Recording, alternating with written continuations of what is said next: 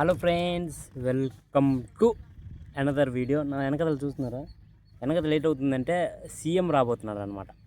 Orissa CM అక్కడ రాబోతున్నాడు అనమాట. అందుకే అంత పెద్ద బందోబస్తు చేశారు ఇక్కడ. అది మ్యాటర్. నాకు కూడా నిన్నే తెలిసి నిన్న కాదు, తెల్లరి తెలిసిందనమాట. సీఎం వస్తున్నాడు, అందుకే అంత పెద్ద టెంట్లు అన్నీ రెడీ చేసి కడుతున్నారు అనమాట. అది మ్యాటర్. మనం ఎక్కడ ఉన్నాం తెలుసా? ఇక్కడ టోర్నమెంట్ అవుతుందన్నమాట. ఇప్పుడు కూడా కంటిన్యూ అవుతుంది టోర్నమెంటు. కాసేపుల్లో మనమైనా ఈ గ్రౌండ్లో మన స్కూటీ పెట్టుకొని ఉన్నాం అనమాట ఇక్కడ. ఎందుకంటే మనం ఫస్ట్ వీడియో స్టార్ట్ చేసింది ఇక్కడే, అందుకే మన గ్రౌండ్కి మనం వచ్చాం. ఆ గ్రౌండ్ ఏంటైతే టెంట్లు అన్నీ కట్టారు. సీఎం వస్తున్నారు కదా అని, ఓన్లే కదా సీఎం, మన సీఎంఏ కదా అని ఒక ప్లేస్ ఇచ్చాను అనమాట. వాళ్ళు మొత్తం టెంట్లు కట్టారు, మనకి ప్లేస్ లేకుండా టెంట్లు కట్టారు అనమాట.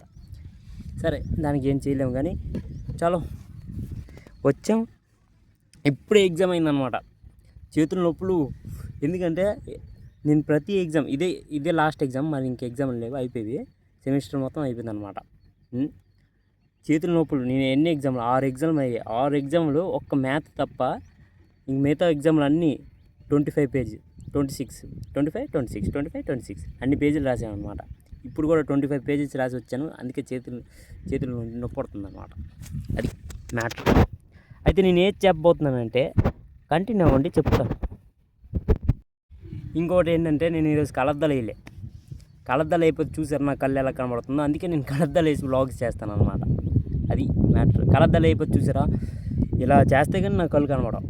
ఇలాగా ఇప్పుడు కనబడ్డాయా? ఇప్పుడు కనబడ్డాయి. ఇప్పుడు మామూలుగా ఉంచాను అనుకోండి, కొద్ది లోపలికి వెళ్ళిపోయినట్టు కనబడతాయి అనమాట కళ్ళు. అందుకే నేను కలద్దాలు వేసుకొని చేస్తాను అనమాట. మీరు ఎక్కడ అంటే నాకు కళ్ళు ఎక్కడరా అంటే నాకు చిరాకు వచ్చేస్తుంది అనమాట. అందుకే కలద్దాలు వేసుకొని, అంటే కింద కామెంట్లలో కళ్ళు ఎక్కడ ఉన్నాయి, కళ్ళన్నీ కళ్ళు మూసుకొని వ్లాగింగ్ చేస్తావు ఎట్లా అంటే నాకు నచ్చదు. కాబట్టి అది క్లారిఫికేషన్ ఇస్తున్నాను అనమాట.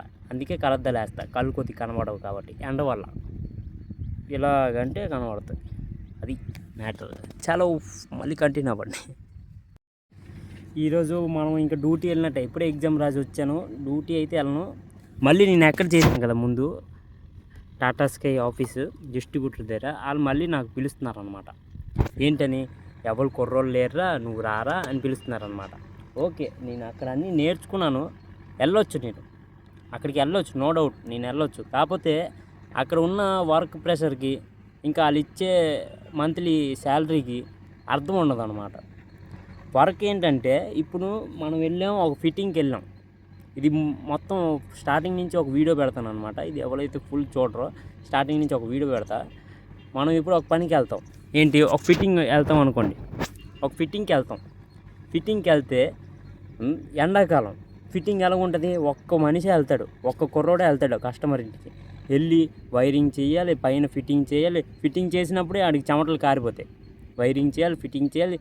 మొత్తం అయిపోతే ఒక గంటన్నర వేసుకోండి. గంటన్నర తర్వాత మీరు ఆఫీస్కి వెళ్తారు. ఇక్కడ డిస్ట్రిబ్యూటర్ కదా, ఊర్లు ఇవన్నీ గొడుగులన్నీ డిస్ట్రిబ్యూట్ చేస్తాడనమాట. ఊర్లు డిస్ట్రిబ్యూట్ చేయాలి.